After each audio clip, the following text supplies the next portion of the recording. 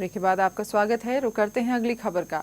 रक्सौल थाने के हरैया ओपी के बड़ा परेउआ में पुलिस ने एक नेपाली युवक को गिरफ्तार किया है। उसके पास से 14 किलोग्राम चरस बरामद की गई है। युवक चरस को नेपाल से रक्सौल के रास्ते भारत लाकर कहीं और भेजने वाला था। इंटरनेशनल मार्केट में जब्त चरस की कीमत 28 लाख रुपए आंकी गई है। आपको बता दें कि मंगलवार को भी पुलिस ने 3 युवकों को गिरफ्तार किया था। लगभग 14 किलो चरस बताया जा रहा है और एक व्यक्ति है नेपाल का परसा जिला का। खूंटी के दतिया गांव में प्रेम प्रसंग में एक युवक की हत्या कर दी गई। 1 जनवरी से लापता दिनेश महतो का शव जीयरप्पा के पास मिला है।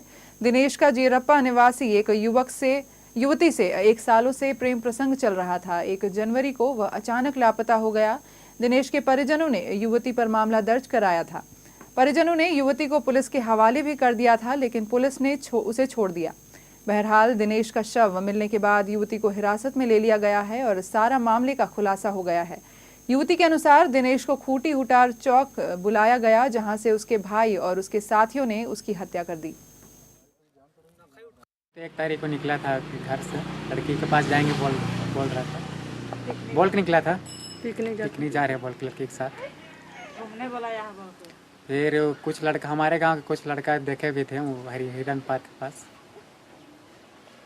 और लास्ट कॉल इसी का था, लड़किए का था लास्ट कॉल।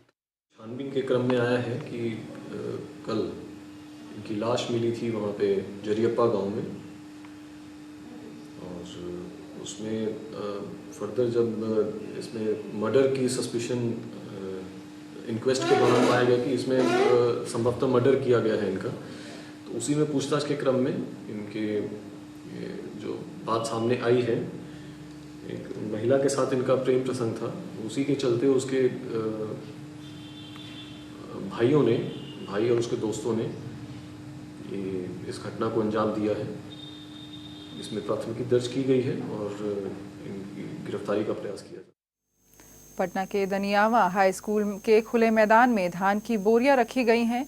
ये धान कुछ इस कदर सड़ चुकी है कि मनुष्य तो दूर, जानवर भी इस पर मुंह नहीं उठाते। अब तो बच्चे धान को खिलौना समझकर खेलने लगे हैं। बता दें कि पिछले साल दनियावा प्रखंड के 6 पंचायत से 36,000 क्विंटल धान की खरीदारी की गई थी। रखने की जगह नहीं होने की वजह से इसे मैदान में रख दिया गया। हालांकि धान की नीलामी हो चुकी है, लेकिन सभी बोरे फटे होने के कारण व्यापारी धान ले जाने से कतरा रहे हैं।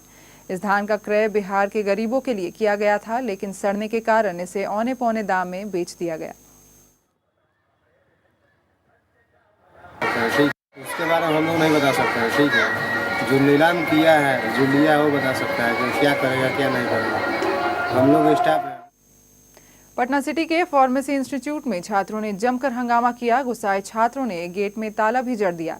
इस संस्थान में बाहर से भी छात्र पढ़ने के लिए आते हैं, लेकिन यहाँ मूलभूत सुविधाओं का घोर अभाव है।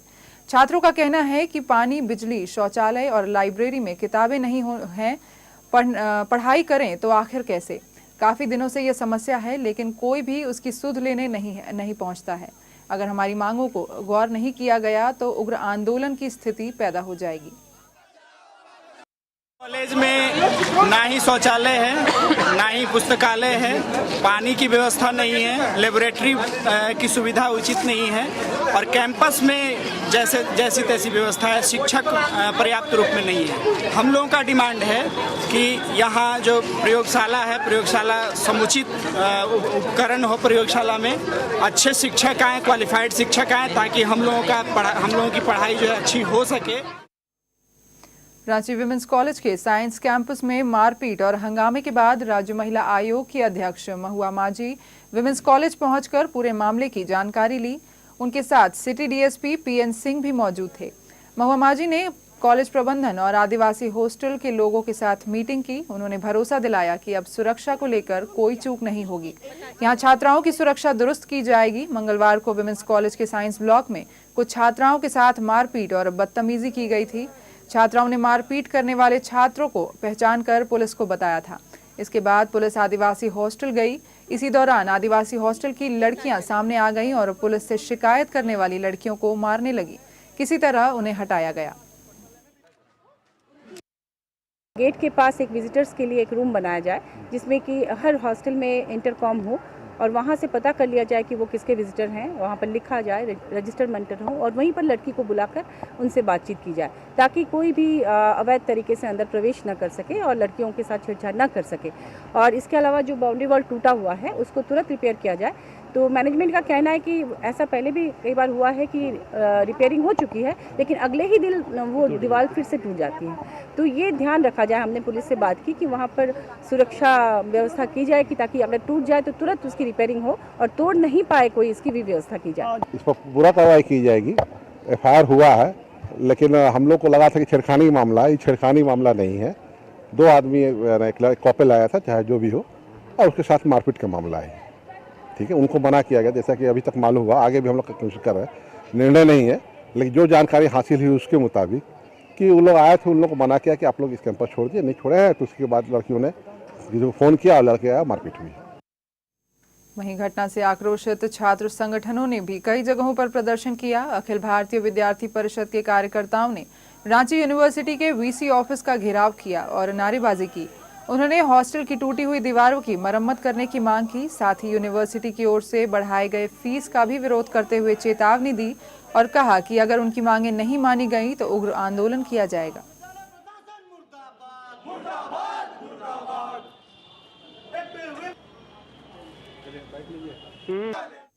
पूर्णिया में भी आम आदमी पार्टी अपना पांव पसारने लगी है। लोगों का रुझान पार्टी की ओर बढ़ता दिख रहा है। इसी कड़ी में पप्पू यादव के समर्थक रहे दिवाकर चौधरी ने आप का दामन थाम लिया।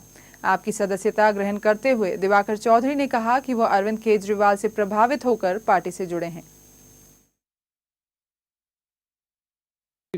अरविंद केजरीवाल जो हैं, उनके व्यक्तित्व और उनका जो सोच है उससे प्रभावित होकर हम आम आदमी पार्टी को ज्वाइन किए हैं।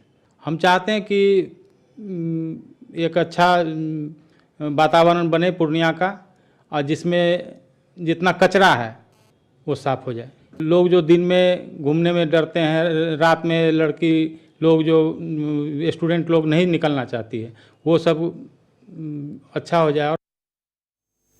कटिहार में सबसे पहले बने शमशान घाट आज खुद ही मौत की कगार पर हैं। योजनाएं बनी, धन का भी आवंटन हुआ, जिनकी देखरेख के अभाव में मुक्तिधाम अंतिम सांसें गिन रहा है। कोसी नदी के किनारे बने इस मुक्तिधाम का उद्घाटन 2010 में तत्कालीन नगर विकास मंत्री ने किया था।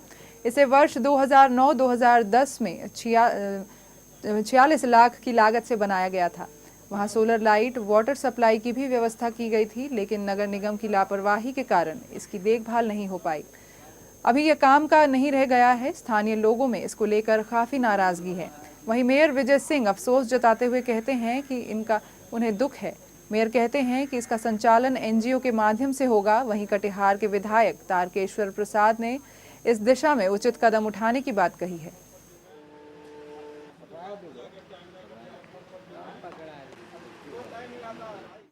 और बुलेटिन में रुकेंगे एक और छोटे से ब्रेक के लिए। अन्य खबरों के साथ जल्द लौटेंगे।